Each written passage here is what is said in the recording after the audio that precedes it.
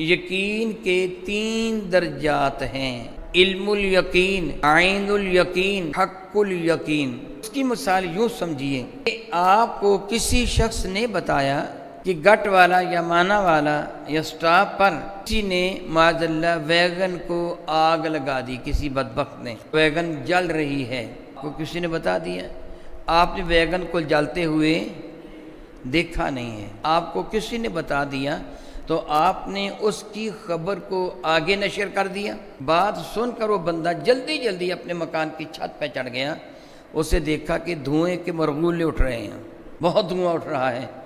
اب اس نے دیکھ لیا نا، آنکھوں سے اس نے دھوئیں کو دیکھ لیا۔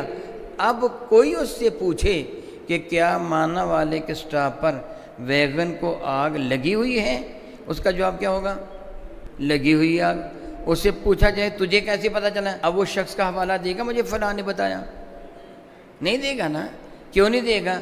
کہ دھواں اس نے اپنی آنکھوں سے دیکھ لیا ہے۔ پہلا کیا تھا؟